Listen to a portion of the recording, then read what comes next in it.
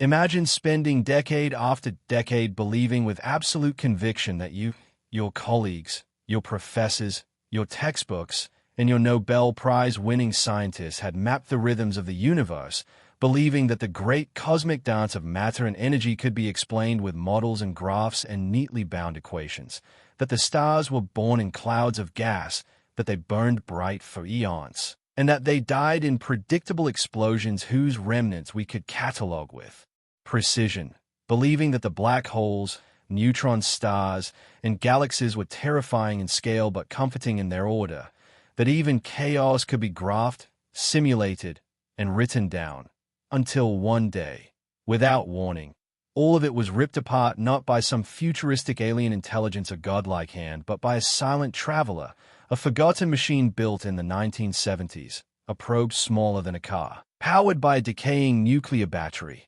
drifting alone in interstellar space billions of miles from home, a machine that had long since outlived every expectation, carrying instruments that should have died decades ago, yet still whispering across the void. Voyager 1, humanity's farthest and loneliest creation, once launched merely to photograph planets, now turned into something far stranger, something we never intended, the first human-made sentinel in the abyss. And on October 22nd, 2024, on a day that began as ordinary, on a day when Earth's eyes were turned inward to politics, markets, wars, and the trivial motions of daily life, Voyager broke the silence of the cosmos with a scream, a final cry not of mechanical failure but of warning, an influx of high-energy radiation so intense, so impossible, that it shattered every prediction, overwhelmed not only Voyager's failing sensors but also the most advanced observatories on Earth,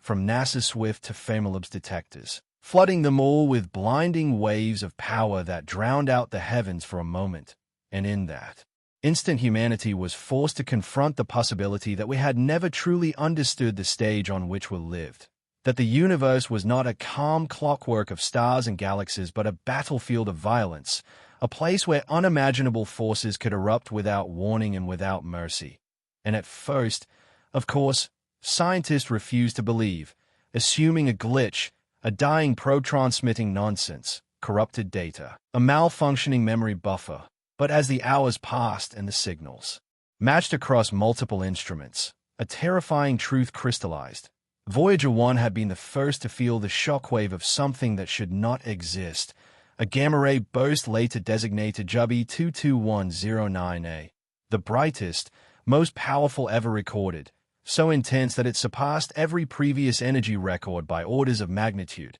an event that eclipsed millions of galaxies combined. A beam of raw power focused into a jet so narrow and precise that it carried less the signature of a natural explosion and more the terrible accuracy of a weapon, a cosmic sniper shot hurled through the void at nearly the speed of light, and by impossible coincidence, or perhaps by design of the cruel mathematics that govern chaos, it struck Voyager first and then Earth, shaking our confidence in every model we had ever built. Because gamma-ray bursts were supposed to be rare, chaotic but understandable, born from collapsing stars or colliding neutron cores. But this was something else entirely. Because when scientists examined the afterglow, the radio components, the sheer unnatural concentration of its energy, nothing fit. The equations bent, the models broke, the anomalies stacked one atop the other like accusations whispered from the cosmos itself. And for months the world's greatest minds tried to explain the impossible, some saying it must be a star collapsing into a black hole, others swearing it was the collision of neutron stars. But none of it held, because the burst was too sharp, too concentrated, too weapon-like. And when the James Webb Space Telescope finally traced its source, what it uncovered was not a rare cosmic accident but something disturbingly ordinary. A supernova, a simple stellar death, a process so familiar we had written it into textbooks as if it were mundane. Yet this one had erupted under conditions so extreme that it focused its fury into a jet tighter,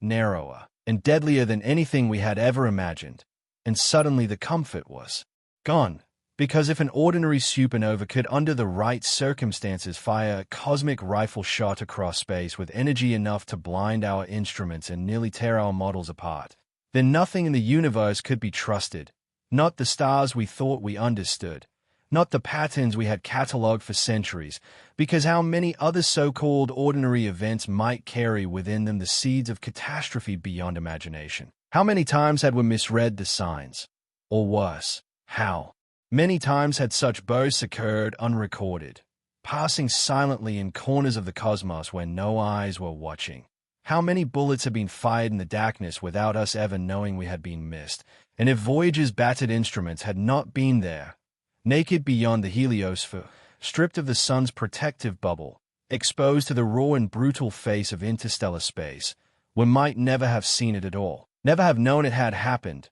because Earth's view alone would have been distorted by the shield of solar winds, hidden behind the magnetic walls of our own star. But Voyager was there, Voyager was vulnerable, and Voyager was the first to taste the storm, delivering a signal that now may stand as humanity's greatest and final warning. And yet, even as we decode its fragments, even as we pore over its last desperate transmissions, we must face another truth just as cruel. That Voyager is dying, its instruments failing one by one, its power fading, its systems shutting down like candles snuffed in the dark. And though NASA hopes to stretch its life into the 2030s, every year brings us closer to silence, to losing our only sentinel in the abyss, our only voice beyond the sun. And when that silence comes, it will not just be the end of a probe, but the end of humanity's longest cry into the universe. And the terrifying question remains, what else will erupt out there while we are blind? What other horrors will unfold while no one is watching? Because GRB 22109A was not a random curiosity, not just another cosmic event, but a revelation, a tearing away of the veil we had wrapped around ourselves, exposing a universe far more violent, far more unpredictable, far more alive with catastrophic possibility than our arrogance had ever allowed us to believe. And Voyager's final message may have been less about science than about humility, less about data than about survival. A whisper from the abyss reminding us that we are not safe, that we are not wise, that we are not prepared. And the stars, those eternal lights we'll look up to for beauty and comfort, may not be guardians at all, but warnings, ancient fires trying to tell us in their own language that we live in a universe that does not care, a universe that laughs at our equations, a universe that will one day erase us as casually as it erases stars. And perhaps Voyager's dying voice was not just the sound of a machine fading, but the echo of the universe itself, telling us to look again, to listen closer, to accept that the story we thought we knew was only the first page of a far darker,